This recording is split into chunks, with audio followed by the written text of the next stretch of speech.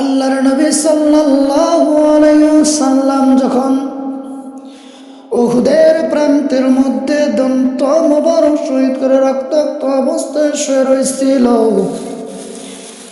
এমন সময় হযরত জিবরাইল আলাইহিস সালাতু ওয়াস সালাম এসে নবীকে বললেন, ও নবীজি, আপনি একটা বারের জন্য হুকুম দেন, একটা বারের জন্য আদেশ দেন, আমি এই তায়েফকে উল্টাইয়া দেই, উহুদের প্রান্তর উল্টাইয়া দেই। ও নবী গো, আপনি শুধু একবার হুকুম দিয়া দেন। আল্লাহর নবী ডাক দিয়ে বলে, ও জিবরাইল, শোন, না না না, আমার কোনো প্রয়োজন নাই।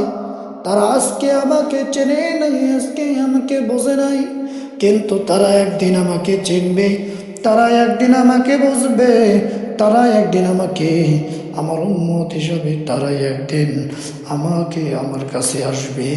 আজ ইব্রাহিম, না, তার কোনো প্রয়োজন নাই। বন্ধু, এই কথা দ্বারা বোঝা যায় আল্লাহর নবী সাল্লাল্লাহু আলাইহি সাল্লাম উম্মতের জন্য সারা জীবন তার কাটাইলেন। আল্লাহর নবী উম্মতের জন্য পাগল। আর সেই নবীকে আমরা ভুলে গেছি, সেই নবীকে আমরা ভুলে গেছি। বন্ধু,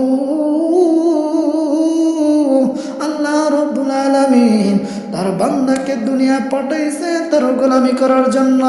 আল্লাহ রাব্বুল আলামিন কুরআনুল কারীমে বান্দার উদ্দেশ্য করে আয়াত নাজিল করলেন। ডাক দিয়ে বলে, ইয়া আইয়ুহাল্লাযীনা আমানুত্তাকুল্লাহ হাক্কা তুকাতি ওয়া লা তামুতুন্না ইল্লা ওয়া আনতুম মুসলিমুন।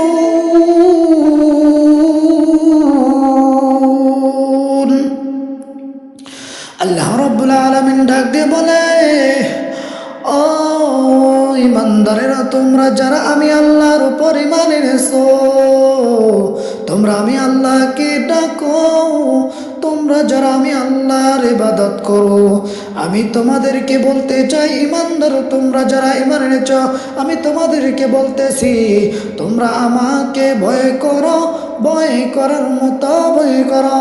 আল্লাহ রাব্বুল আলামিন বান্দাকে ভয় করতে বলেছেন মালিক, মালিক বলেছেন ভয় করার জন্য। তার মানে নয় যে আল্লাহকে ভয় করে সব কিছু ছেড়ে দেওয়া।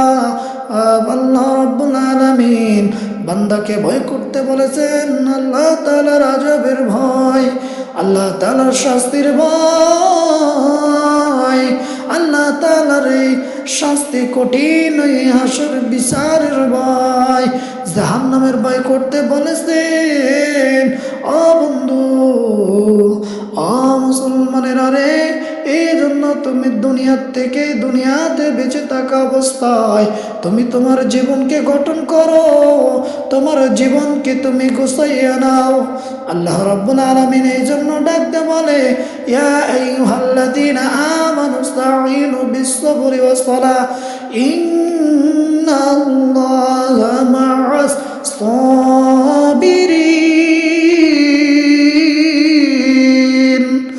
আল্লাহ রাব্বুল আলামিন বান্দাকে ডাকতে বলেন, ও বান্দারে,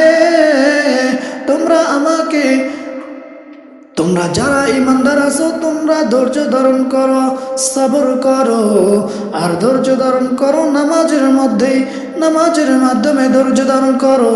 আর আল্লাহ রাব্বুল আলামিন ধৈর্যধারীদের, যারা ধৈর্য ধারণ করবে তাদের সঙ্গে আল্লাহ রাব্বুল আলামিন রয়েছে।